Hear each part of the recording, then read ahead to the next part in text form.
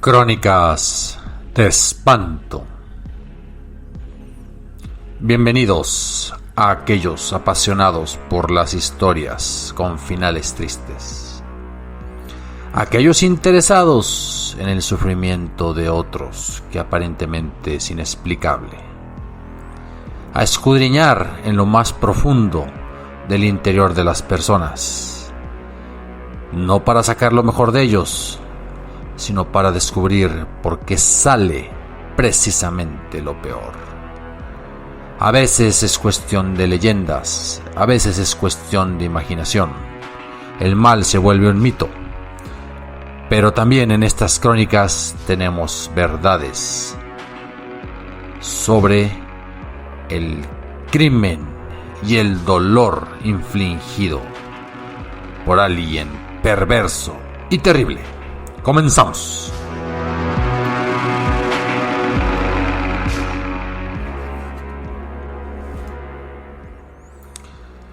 Qué cosa más terrible que encontrarse a algún sujeto, a algún criminal, que busca provocar el daño ajeno simplemente por placer, que de antemano supone lo peor del otro y por ende merece su eliminación de este planeta. Podemos encontrarnos asesinos seriales que por algún trauma paterno, por algún trauma materno, por alguna cuestión infantil, ese pequeño niño interior crece, se esconde y cuando sale es todo un asesino, un liquidador. Pero también nos encontramos casos en los que simplemente la vulnerabilidad de las víctimas, su mala apariencia, el hecho de que no encaje con la sociedad y toda una sarta de prejuicios genera situaciones dramáticas. El año pasado, Guadalajara entró en shock. Tenían un nuevo asesino serial, pero ya habían tenido uno hace más de 30 años. Ciertamente este último asesino serial, el cual pues se dedicaba a matar con grandes piedras a indigentes en la calle, no resulta tan interesante por el hecho de que fue atrapado a la brevedad en el reciente mes de octubre. Llegó a tener hasta 5 víctimas, ultimados en ese mes que menciono, precisamente cuando es la feria de Guadalajara, las fiestas de octubre, y mataba a personas que vivían en situación de calle, a indigentes. Se logró atrapar a un tal Alejandro, quien de manera burda los mataba con una gran piedra en la cabeza. Y pareciera que más bien era otro indigente que por rencillas personales o una especie de locura por las drogas, por la situación personal, por grandes taras que poseía, volvió a provocar el sufrimiento de toda una ciudad, pero sobre todo el recuerdo maldito de otro criminal que precisamente hace 30 años generó el caos y la inseguridad en la perla de Occidente. Y ahora sí, hablaremos de ese mata indigentes. Si nos remontamos al mes de enero del año de 1989, México tenía ya la resaca del Mundial de Fútbol. México tenía una inflación superior al 150%. Guadalajara vivía un invierno frío. La escasez de albergues públicos hacía que caminar por la Plaza Tapatía o por otros linderos del centro se volviera algo de lo más inseguro. Y 7 años de crisis económica o de una especie de pequeña situación de inseguridad que se había prolongado a lo largo de todos estos años, había aumentado la cantidad de personas, de niños, de mendigos, de personas sin hogar que vagaban por el centro de esta ciudad, que sabemos que es la segunda más grande del país. Todos los miraban con indiferencia, algunos con piedad, la mayoría ocupados en sus propias labores y en buscar el sustento diario. Sin embargo, otra persona contemplaba ese espectáculo con enojo, con rencor. Una ira crecía en su interior a medida que veía a esos cuerpos humanos sentados, a esas aparentes personas mugrientas. Despreciaba profundamente a los indigentes. Se molestaba sobremanera si le pedían monedas e incluso que lo tocaran, que lo acosaran, que le exhibieran sus dientes podridos, sus llagas, su piel sucia, su ropa toda zarrapastrosa, sus dedos con costras, el cabello completamente enchinado, hirsuto, la hediondez de su cuerpo. Para este personaje, para este potencial asesino, era la basura viviente. Eran personas que había que eliminar de esa ciudad tan bonita, tan simbólica, tan aparentemente progresista. Una mañana, en este año, toma la decisión. Él ya era coleccionista, le gustaban las armas, y poseía una en especial. Quizás esto va a ser su perdición. Un arma de colección que le pareció adecuada para llevar a cabo su labor de limpieza, para convertirse en esa suerte de ángel exterminador que eliminaría a aquellos subhumanos que afeaban y que inmerecían su estancia en la ciudad más bonita del país.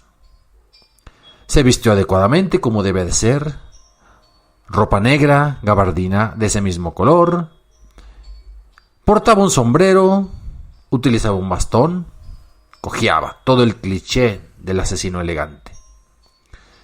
Toma su pistola, una calibre 7.65 de origen italiano, ya ni se fabricaba siquiera, era un arma de colección, balas que solamente se producían por 2 compañías, y una pistola de colección lo hacía sentirse especial y convertirse en ese justiciero.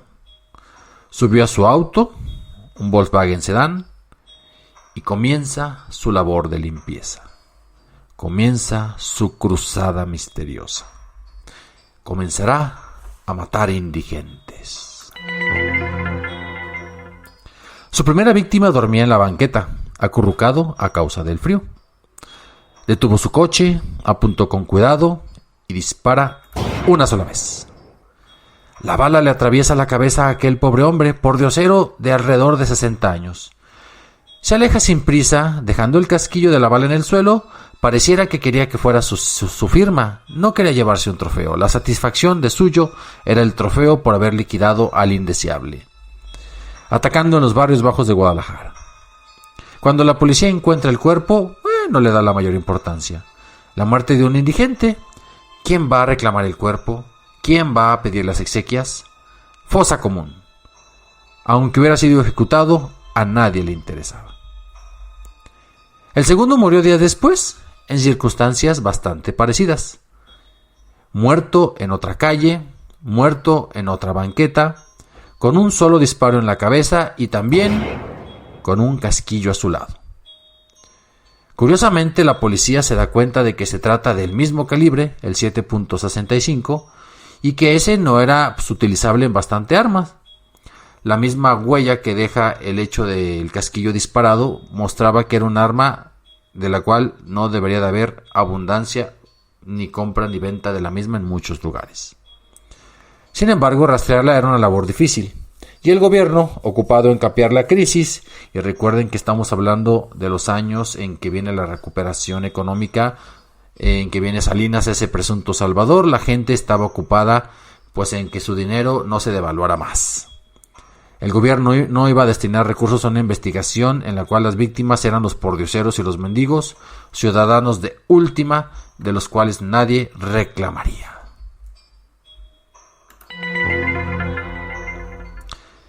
El tercer indigente fue ejecutado unos cuantos días después. En promedio, aparentemente moría uno cada 2 semanas. La similitud de los crímenes trascendió a la prensa, porque ya eran bastantes las notas que se repetían en periódicos como El Occidental o El Informador. De inmediato, alguien tuvo la sensacional idea de publicar las noticias de un asesino en serie, y lo bautizaron como el Mata Indigentes.